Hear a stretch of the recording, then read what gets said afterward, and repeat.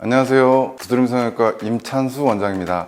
호모 100라는 말 들어보셨나요? 인간의 기대 수명이 100세에 다다르면서 사람을 의미하는 호모와 숫자 100을 합성한 신조어라고 합니다.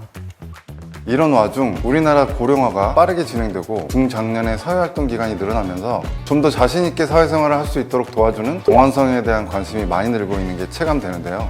그 중에서도 눈은 사람의 이미지를 좌우하는 동시에 첫인상을 결정짓는 중요한 요소 중 하나이기 때문에 눈 성형을 찾는 중년들이 부쩍 많아졌습니다. 늘어가는 눈가 주름, 아래로 처지는 눈꺼풀, 동안 외모에 대한 관심이 점점 늘고 있는 요즘 노안으로 보이게 하는 가장 큰 요소가 아닐까 싶은데요.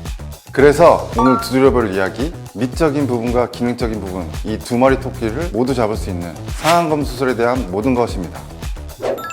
상안검 수술은 처진 눈꺼풀 조직을 절개해 늘어진 쌍꺼풀을 다시 구축하고 눈매를 또렷하게 만드는 수술인데요. 쉽게 말해 노화로 인해 탄력을 잃은 윗 눈꺼풀을 교정하는 수술이라고 할 수 있습니다.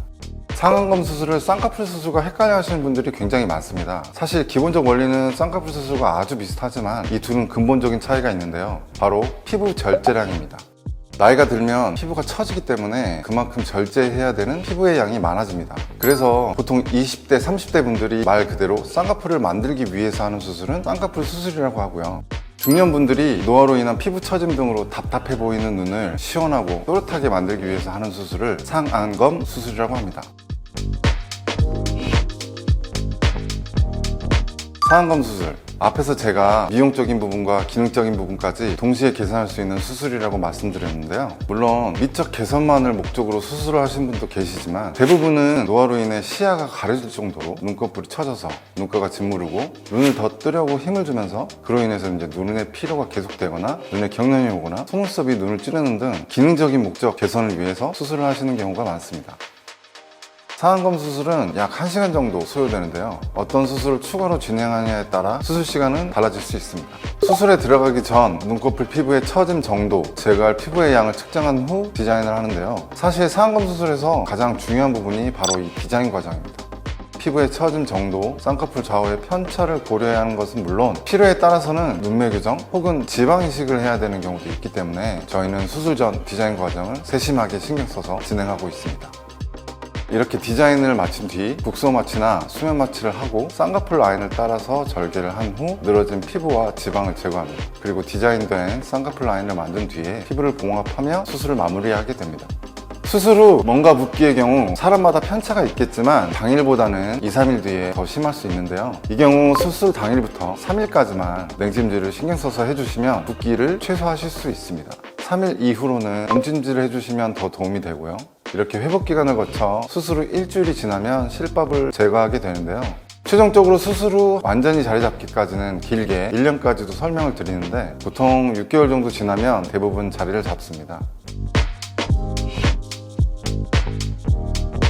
상안검 수술을 진행할 때는 자신에게 이 수술이 적합한지를 먼저 파악하는 것이 아주 중요한데요. 눈꺼풀 처짐이 심한 게 고민이라고 상담받으러 오신 분들 중에 눈썹과 이마 처짐 정도도 심해서 눈과 눈썹 사이가 좁아지신 분들이 꽤나 많으세요. 타고나게 좁은 분도 계시고요. 이런 분들의 경우 눈꺼풀 피부를 절제하는 상안검 수술을 하게 되면 눈과 눈썹 사이가 더 좁아지게 되고 어색하고 더 세 보이는 인상이 되는 경우가 많습니다. 따라서 상안검 수술을 생각하고 계신 분들께서는 본인의 눈과 눈썹 사이의 거리가 어느 정도인지, 눈썹뼈가 튀어나왔는지, 눈꺼풀 처짐 이외에 동반된 이마 혹은 눈썹 처짐이 없는지를 확인해 보시는 것이 좋겠습니다. 상안검 수술은 수술 시간도 짧은 편에 속하고 대중적으로도 많이 진행하는 수술입니다. 하지만 말씀드린 것처럼 마냥 쉽고 간단한 수술도 아닐 뿐더러 개개인의 특성도 정확하게 파악한 후에 진행을 해야 하는 수술이기 때문에 단순히 가격만을 고려해 병원을 결정하시는 것은 불만족스러운 결과를 가져올 수도 있습니다. 따라서 앞서 말씀드린 것들을 충분히 고려하신 후에 병원을 결정하는 것이 중요하겠습니다.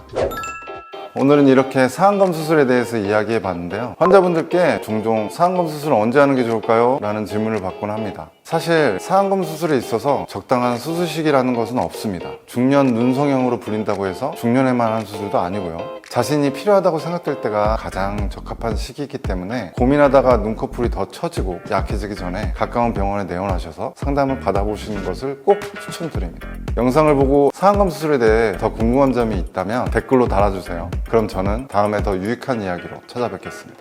감사합니다.